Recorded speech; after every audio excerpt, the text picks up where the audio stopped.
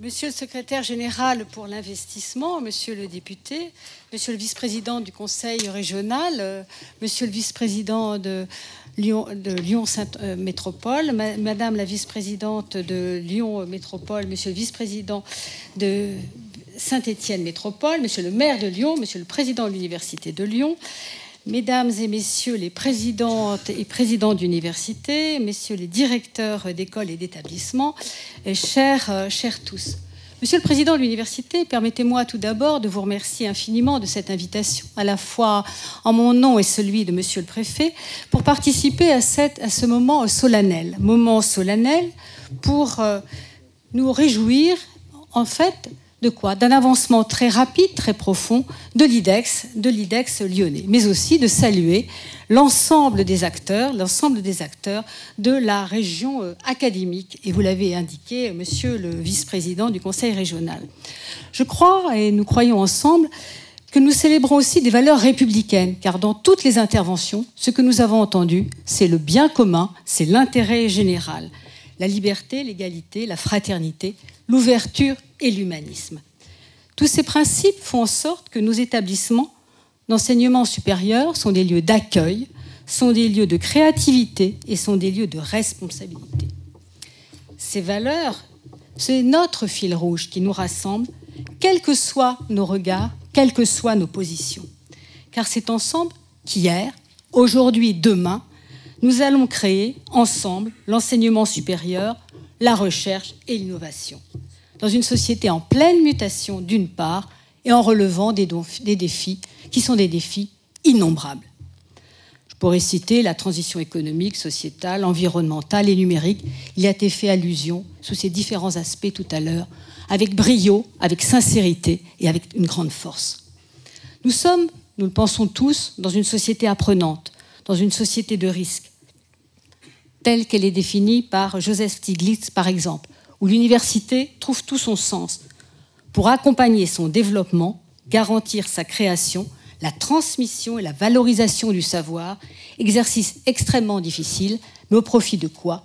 Au profit du bien commun et de l'intérêt général. C'est un vrai pacte de confiance auquel nous sommes appelés. Pacte de confiance avec des atouts.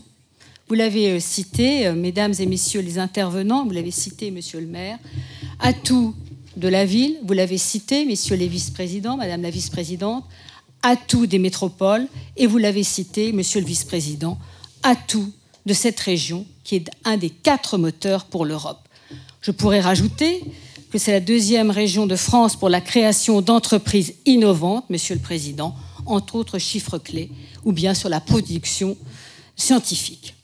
C'est aussi, et je crois que chacun l'a dit, c'est une tradition dans cette région, dans cette ville, dans ces métropoles, la force et la puissance de partenariat. Partenariat avec le monde économique, avec les collectivités, toutes les collectivités, les services de l'État. Pourquoi? Parce qu'il y a une même ambition, une même volonté, une convergence des politiques publiques. On le voit notamment à travers les PIA, et l'illustration a été extraordinaire. Dans la région, c'est plus de 150 PIA. Je ne crois pas qu'il y ait d'autres régions qui soient sur le même champ. Des situations inédites, 3 investissements d'avenir, des IDEX ou initiatives sciences, innovation, territoire, économie. Ce qui veut dire que nous sommes dans une région où nous devons à la fois être très attentifs pour éviter des concurrences, d'une part, mais aussi dans une région où nous avons des atouts absolument extraordinaires. Et c'est enfin une liberté qui est donnée aux établissements dans leur stratégie et leur choix d'organisation, dans leur structuration extrêmement forte, pour favoriser, ils le font admirablement. Tous les jours, il y a une inauguration, c'est un véritable bonheur, pour favoriser l'innovation, l'adaptation et la diversification, avec des écosystèmes qui sont des écosystèmes propres. Dans une démarche nouvelle, initiée dès 2008, notamment les plans campus et poursuivis par les PIA. Et là, l'État est présent, l'État accompagne. Si je faisais le compte, sans bien évidemment regarder les subventions aux établissements, c'est plus d'1 milliard d'euros. Ce n'est pas une dépense, c'est un investissement pour l'avenir.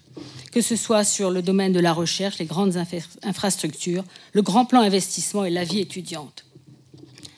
L'État est donc à côté des établissements d'enseignement supérieur dans toutes les circonstances. Et l'actuel projet de budget, PLF, a été souligné comme étant très intéressant dans le champ de l'enseignement supérieur, de la recherche et de l'innovation. Le défi de l'université, il est double.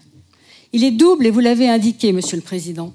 Assurer l'accueil et la réussite de plus en plus d'étudiants dans un souci permanent de justice sociale et territoriale.